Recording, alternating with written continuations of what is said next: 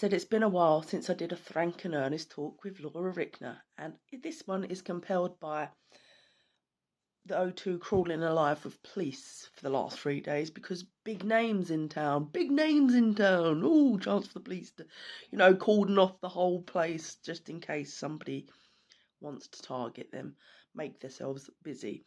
Now, I don't actually believe in the fear vibes, and I don't actually believe in the police anymore. I don't believe in them because you'd have to walk in my shoes.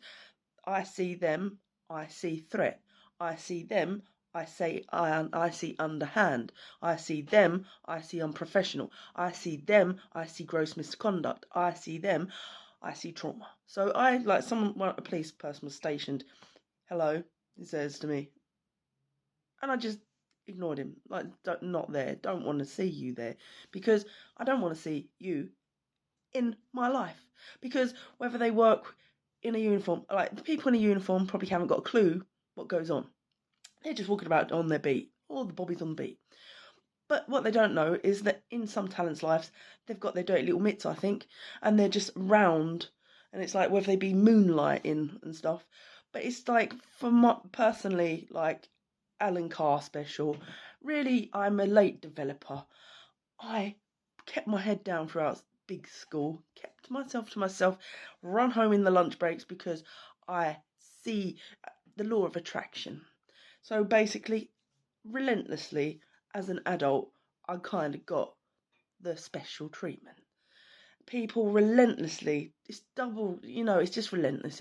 It's like double crossing relations, double crossing things, trauma after things to cope with, a lot of things to cope with, put it that way. You would want to walk in these shoes. But anyway, they really darkened my world when you're already having enough of a hard time, because people are double crossing and people are trespassing and people are people. And at home life is quite stressful sometimes on occasion because you haven't got the certain freedoms that come naturally that people take for granted in this particular case. So it's always an uphill struggle anyway. So it's like you're walking home, minding your own business after a unity march, hadn't even seen Anonymous, just filming it in a yellow high-vis. Like I say, that was a reason to. I don't even know if they were legitimate police officers, really, because you don't harass a lone woman walking home minding her own business. I was under the influence of alcohol, but not noticeably to be staggering or anything. But someone starts harassing you and directing you what side of the road to walk on, and then it's like, had you found spending the night in a cell come out of this person's mouth before I'd even acknowledged them? Now that's kidnap off a street, so you're threatening me in a criminal way in a uniform. So I turned around and I used verbal language that might have offended the member of the public, is what it was diminished to in court. But what this man wrote down in his fictitious little book after an hour and a half in a cage under low-level torture, having a heavy bag and coat cut into my wrists, hanging off a pair of cuffs where they were making notes about what I was saying. I said, "This is depraved. You're leaving me in pain. This deserves to be in a sex club. You perverts," and blah, blah, blah. So anyway, I'm a religious hater off the back of what I said in a cage under low-level torture, and I'm a racist under what I said. I'm none of those things. I was just a drunk disorderly, the highly provoked one, and one in pain, knowingly, right? So you just use words, descriptive words at the time. No different to when you see a person and you say it's an IC3 or an IC1. In my particular, I'm no criminal, but my CRB read when it come through the post, religious, racial hatred in words and writing. And I said, I didn't pick up a pen that day. So naturally I formulated this idea that it was from my social media.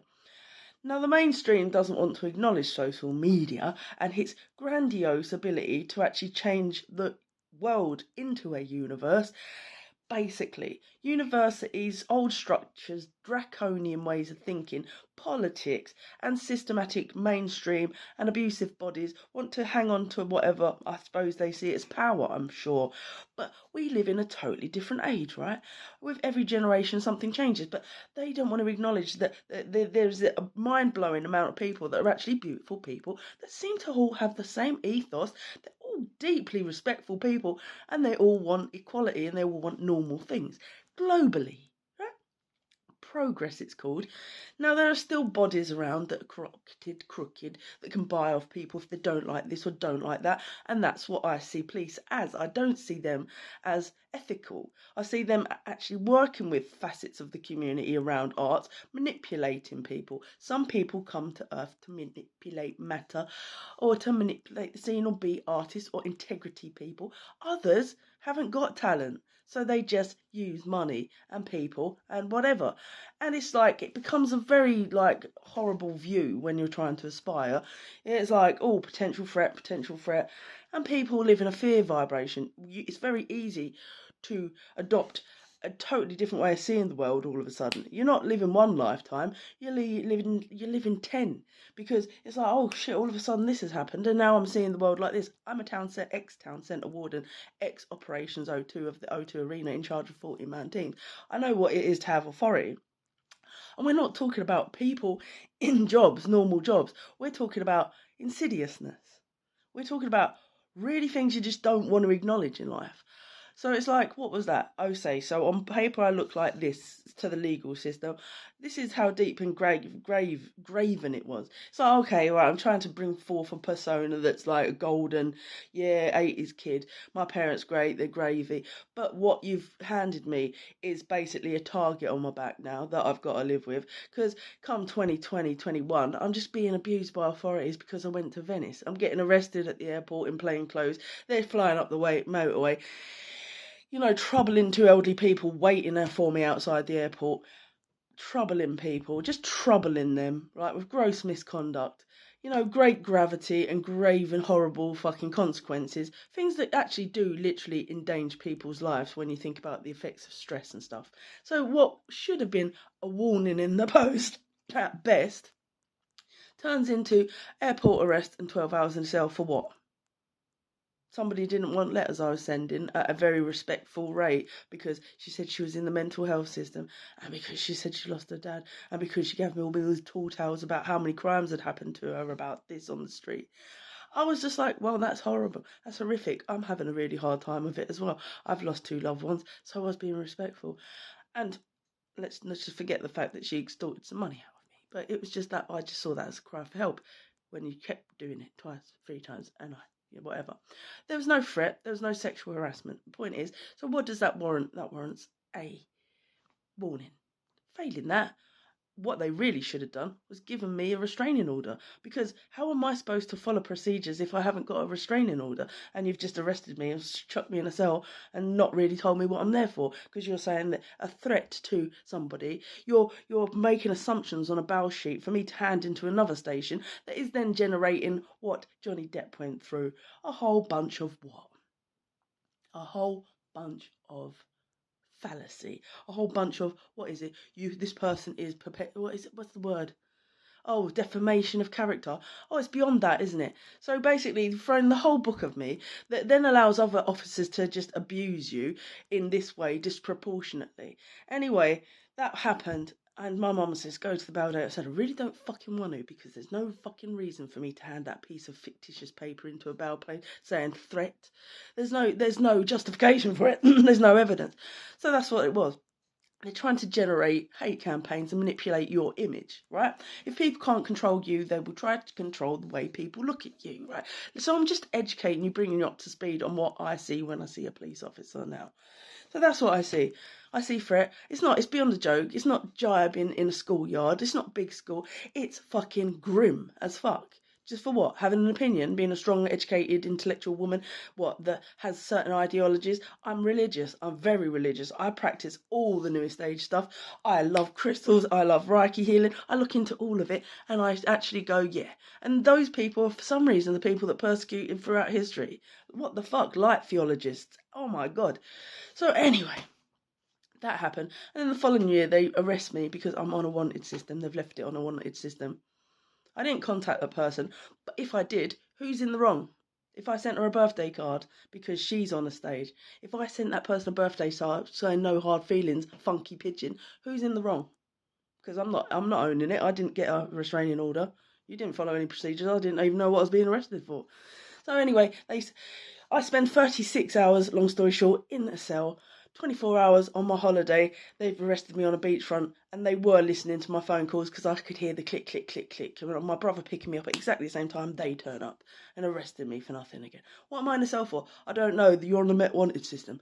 24 hours in a cell, ship me up the motorway, breaking, flouting the rules, 48 hours in total for the same thing because they've left me on the system. They had to phone her and ask if I'd contacted her because she wouldn't have picked up the phone to say, oh, she sent me a birthday card. She wouldn't have done that. I know that already. They had to phone around and actually look for that. Oh, do you know anything about a birthday card? Hour 36 in a cell. Like, what? And they even handed me these two special ed people kind of thing. I'm like, oh, okay, now you're sort of brandishing me as a bit exceptional. I'll take that. Oh, I'll take that. I'll take my poxy government handout now, and I don't know what it is. It's like a disability pay. I'm getting that now, and I didn't have to work for it. Thanks. That's what come out of it. That's my compensation for 60 hours in a cell, 48 in total. But they're so redefining you. Okay, now I'm the artist. Thank you. But shit, man, I would like to be able to say hello to a person in clothes on the street in a uniform, but I'm not sure that that person is who that person is because it's around a place where I am known to cycle down because they've got cameras everywhere. Cameras are everywhere. You know a person's habits, behaviours, where they're going to be, what they're going to do. That's what the police mean to me. They're this innocent little body of people there to serve and protect anymore. They're someone there to get at you any chance that they can get. They're there to extenuate circumstances or try to cripple or castrate your mind with their extenuating pressures externally. They're there to do all these things to you now. That's what I see them as. I'm like, I'm not saying hello. This is in a piece of town that's actually cut off from all the community. There's hardly any people around. I cycled down here. So it's like, what's a police officer? Somebody with all the resources in the world to do you more harm. That's all I see them as now. And it's like, you can do that, but that deserves compensation, doesn't it?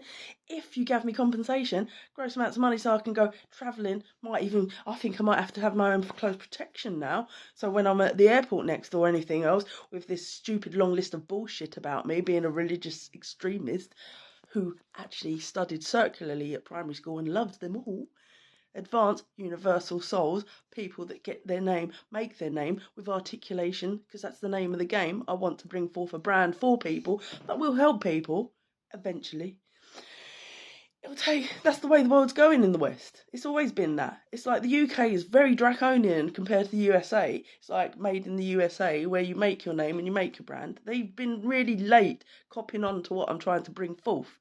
They've been really late. They've been really disrespectful. They've just seen me as some kind of threat to their game. It's like, I'm just going to be a street presence. It's going to have body cam. It's going to have, 100% transparency, helping people and cases with citizens' advice. I'll let all this go.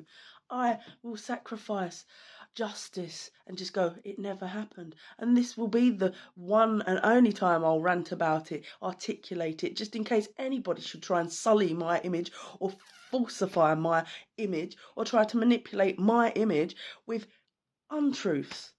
It's like people will try to make anything up. It's like Wetherspoons pubs. Let's get to the Wetherspoons pubs. They hire subcontract security firms that turn up after serving you for 13 hours straight. That's illegal in itself. I'd lost loved ones. I don't know what happened. The next day, I've got a feeling I might not be allowed in Wetherspoons. I'm not serving you after what you did to my security. What security? What are you talking about? You flipped a table and everything. This man goes to me. I said, oh, right. Oh, after 13 hours of being served, they turn up and then provoke you. I can't even remember. I flipped a table. Flipped a table? So what? You don't know inside this head. You don't know what's going on. So anyway, those things happen. But then it's just like, you can sort of see these like campaigns around you. So what is this? Some sort of supremacy game? Because I'm into rapping. It's like, is it because it's not part of that culture? Or I'm not prepared to go down pimp lane? Or I'm not prepared to be that or sexualized? Or because that's what industry is. It's like, you think, what is the nature of existence in itself? Like, what is it? You started having all these epiphanies and it just feels like one big grotesque thing. And it's like, okay, thank fuck for Alan Carr special, because I'm playing catch up with the rest of the world. I'm super intelligent, but I'm super fucking slow. You're a complex, Laura. Oh, that might be hard to love. That might be. Maybe it is. Maybe it isn't. Maybe it's just exceptional and it's part of the 1% trying to claw its fucking way up and earns it every fucking step of the way because people see something and they just want to tear a stripe off it or try to see the thing coming. It's like, I'm a good person. Sure, in my first relationship, I flipped the table as well. Sure, I kicked her up the arse on the street once as well. Oh, why did you do that? Oh, it's a long, long story, but I was 10 years younger and she was awful. And she would even come back to bite me in the arse when I was trying to get on a stage. She would snatch a mic off me. "Arr!" And she would shout outside a stage pub. A stage pub. That's what I'm saying. I was like, have I been being gotten at since I was actually 20? Because I was at Greenwich Theatre and I was an usher. And the fire marshal introduced me to her, and then he would have her up against the wall like that after he found out I went on a date. I think he actually paid her to talk to me because I was that introverted and shy. How awful. How awful. But it would come to bite you in the ass, and the hate would go back as far as that. And you go, wow, people really can't let something go. I actually paid for her to go to all over the place on so many holidays. I was really as good as a girl can be. I thought I was all right. I thought I was really good to you. I thought I did the best that I could with the sense that I got, and I was just trying to. Sorry, you shouldn't try to change a person because if they lie to you once, they'll always lie to you, and you can't come with a liar. If you don't trust someone, it's not really attractive, is it? It's all about. It's not about the looks or anything. It's about integrity. Give me an integrity person, and you will make me come all day. Sexually. Sorry, that one didn't work out. Or first, how can people hold first relationships against anyone? It's beyond me.